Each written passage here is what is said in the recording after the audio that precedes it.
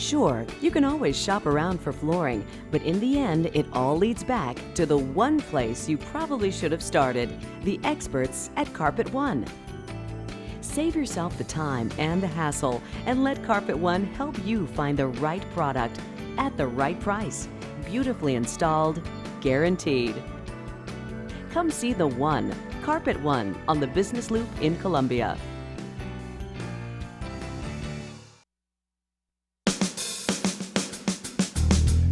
Good morning and welcome to Radio Friends on Friday, September the 9th. It's good to have you with us. We've got SEAN SPENCE from the Missouri Better Business Bureau, and we're going to talk about some scams that are moving through central Missouri. There's always scams going on, isn't it? All day, every day, Paul. Yeah, it's good to have you here, Sean. Thank you so much. Now, you brought something along that you had a call.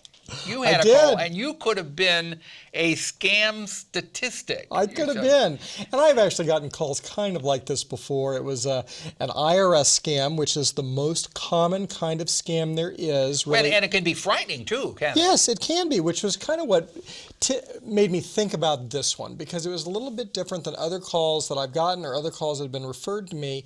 It was kind of a robotic recording of a call, which sounded very intimidating. And it was just saying that my case number, whatever the case number was. They said they were the IRS. Yes, this is the IRS. This is the Internal Revenue Service. Case number such and such has reached the point of criminality. You've been turned over to federal prosecutors, and you need to call this office immediately and get this resolved, or there will be, I don't know what they said, repercussions or something legalistic.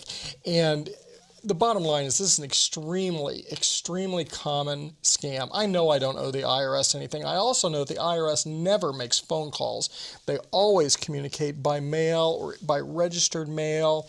And so I knew it was fake, so I let it go. But so you're saying the IRS will never, ever call you and demand money? That's right. That's right. Never. Right. So if that happens, then you're done. You just move on. All right. So if you get a call from somebody saying they are the IRS and you're past due on your account, you've got to give them money right now. Yes. Hang up on them. Yeah, it's a lie. Or you can play along with them for a while, but just don't give them any. If you're bored, why not? Yeah, a significant percentage of your audience listening to us right now will get that phone call. Supposedly from the IRS. From the IRS. Yeah, it is the most common scam in America, and Missouri is the most common state in America to get it. But what if you don't have a landline anymore? And a lot of people have taken out their landlines. Mm-hmm.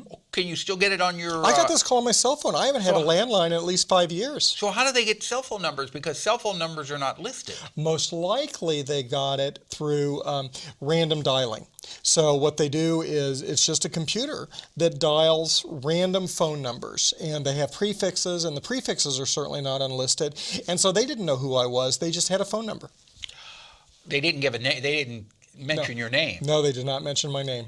So it's a computer that is making random phone calls. That's how you can get it on your cell phone. That is one way. Another way is they could have bought a marketing list or some other sort of list from companies that sell lists. So perhaps I'd signed up for something somewhere, maybe very legitimately, and then somewhere that company had sold that number, and then they'd sold it to somebody else, and then finally somebody illegitimate got it. Now that's less likely. Most likely it was a random call. Okay, so the bottom line is, if you get a call claiming they are from the IRS, they are not from the IRS. That is correct. You will get a letter from the IRS. Yes. Not a phone call. That is correct. All right. Now the other scam is the grandparent scam. Tell me about that. This one to me is just so insidious. Here's what it is.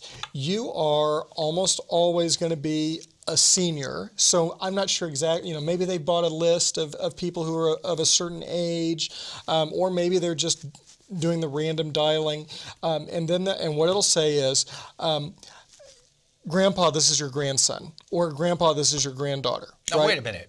But grandma or grandpa is going to recognize the voice of their grand... Well, yes. The vast majority of people they get are going to either A, not even have a grandchild, or B, know that this is not their grandchild, and B, with it enough to just say, oh, this is stupid, and move on. But a tiny percentage, and keep in mind these people are making hundreds of calls a day, a tiny percentage will fall for it. And they So don't need all they many. need is just a tiny percentage. Yeah, they probably less than 1%. It's probably more like 0.1% is all they need, because then what they're getting is, I need you, I'm in jail. Okay, but the grandparents, okay, they say, but you don't sound like my Joey or Johnny. You don't sound like Johnny. They say, Grandpa, this is Johnny. I'm stuck in jail. They're mistreating me. I know I don't sound like myself. So they're waiting until the grandparents gives the name of the grandson, and then they immediately pick it up. That's right.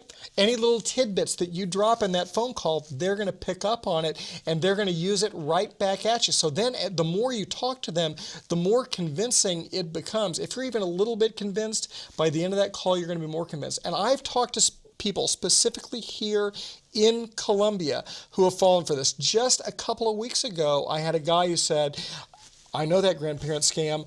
I was ready to go and bail my grandson out for $2,500, and I said to my wife that's what I was going to go do, and she stopped me. He said, thank goodness I talked to my wife. Well, how do you give them the money? Well, there's a bunch of different ways. Some of these are local scams. We had a woman here in town, also again here in town, 98 years old, who was on her way to a store to buy gift cards to deliver to somebody in a parking lot here in Columbia. Oh my goodness. That's right. And she went to the wrong store and they didn't have gift cards, so she called her daughter to say, I need to go buy $2,500 worth of gift cards to bail Johnny or whatever. Goodness. And she said, Johnny's at the mall. What are you doing?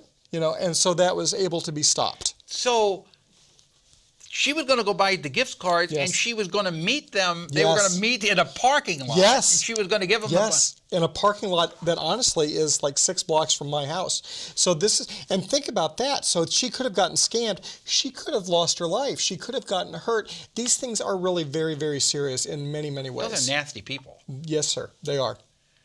They did this to a 98-year-old lady. Yes. And I got this story from her daughter, who got the phone call and stopped her mother from going to do this. Okay.